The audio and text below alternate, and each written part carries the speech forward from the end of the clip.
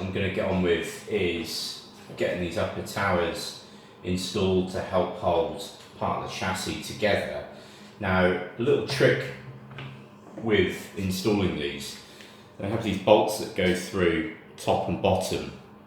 Now the bottom one's generally not a problem because it's held in, clamped together by these parts, which clamp in here.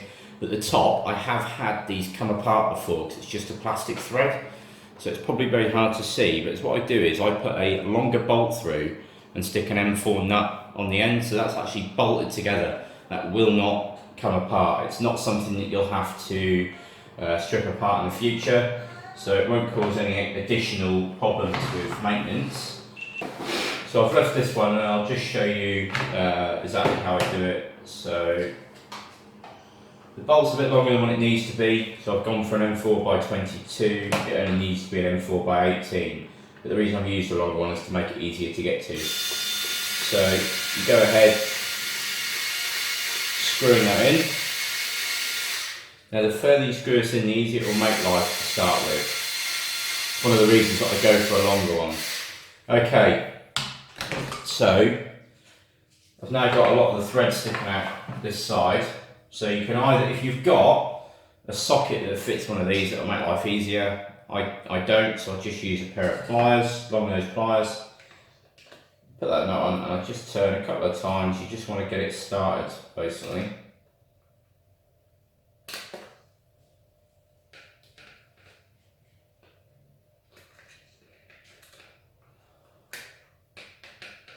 So once it's on to the point where it's not going to fall off, then what I'm going to do is I'm just going to back this screw out a bit.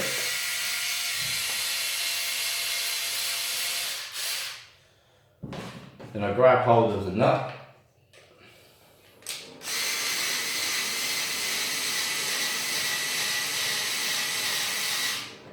Now, you just need to back that down a bit more.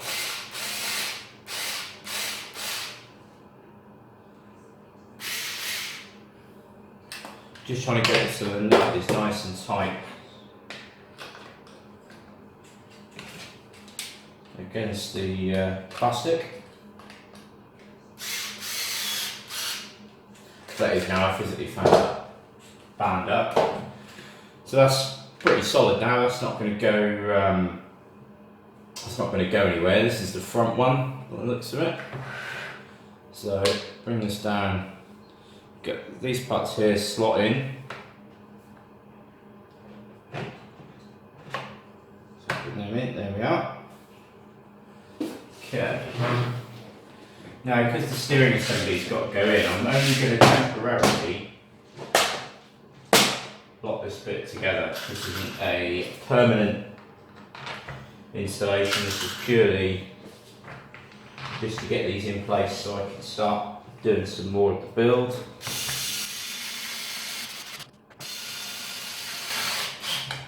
Okay, so that's that in there. I'm going to go ahead and put the centre shaft in now. So in the centre shaft you've got this union. Now that goes in facing the rear.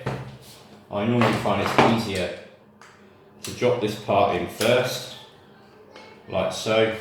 As you can see, you can turn, let's turn on the diffs, so you know that's all nice and fluid. I check everything at each stage I go, that way if anything does bind, you know it's only happened in the last stage that you've done.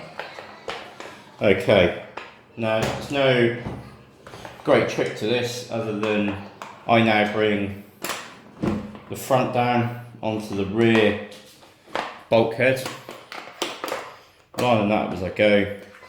And then you might just have to, there you go, just give the diff a slight wiggle, and that's now in there, nice and solid. Now you do get a bit of play on the drive shaft, that's completely normal, you find it on every car. I know that does alarm some people, but honestly that is completely normal. Okay, so now you need to be careful to keep hold of this until we get a screw in to lock it together. So I'm just going to bring the rear shock tower down, like so, and I shall get that bolted in place.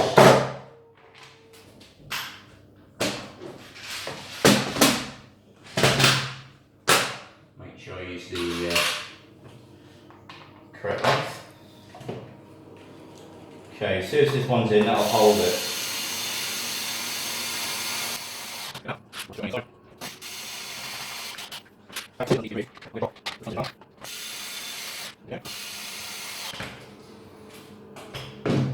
Okay, so we've now got quite a solid, nice chassis formation there. You know, that's not going anywhere. It's now going to be quite nice for us to work on. It's not going to cause any great issues or anything. Okay, so the next stage, I'm going to put this top part in, so 7726. These are the bulkhead ties.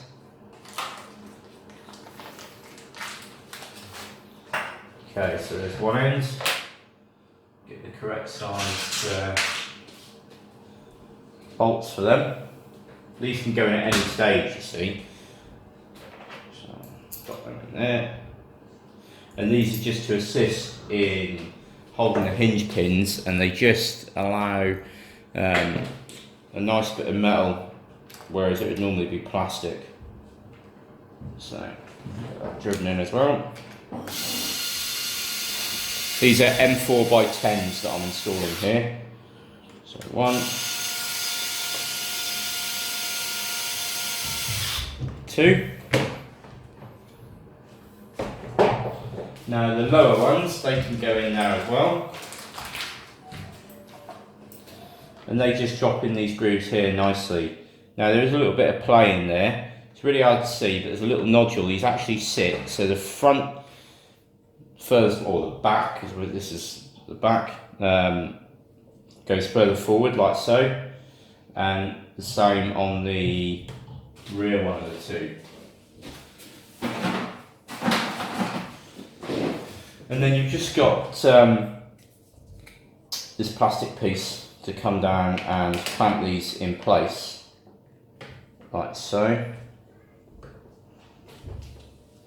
It's always a bit of a squeeze, which isn't a bad thing. There we are. And there's just a little countersunk screw in here, which I have.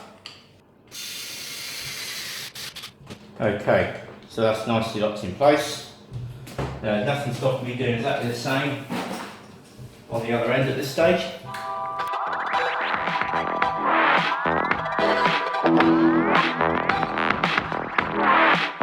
So at this stage, I'll just flip this over.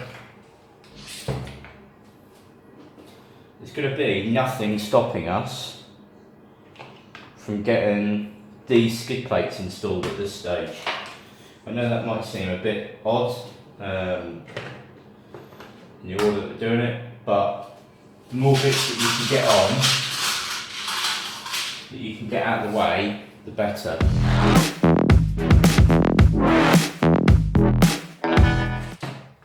So skid plates installed. So again, another piece out of the way that we don't need to worry about.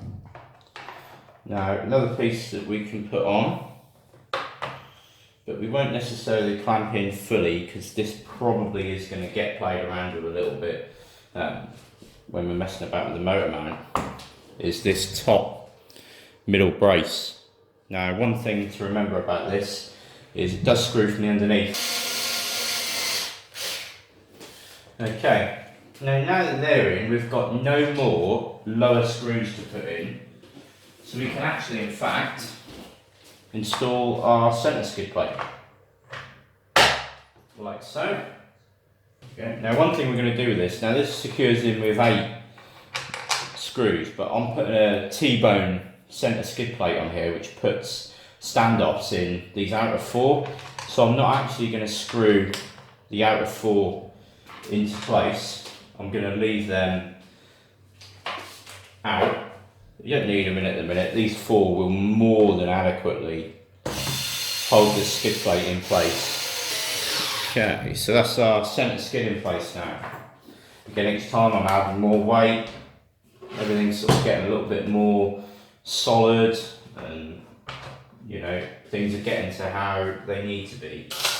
Okay, so the next thing I can put in for this top brace is these two side screws. So these I'm actually going, these are quite big, M3 by 25, and they just help hold this outer brace in, this top chassis brace into place. Okay. Just make sure that's snapped in. So I'm just going to double check these ones.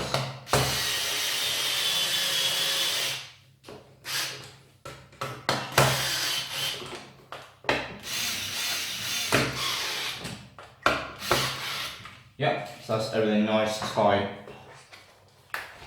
and solid. We can now look at either putting bumpers or arms on.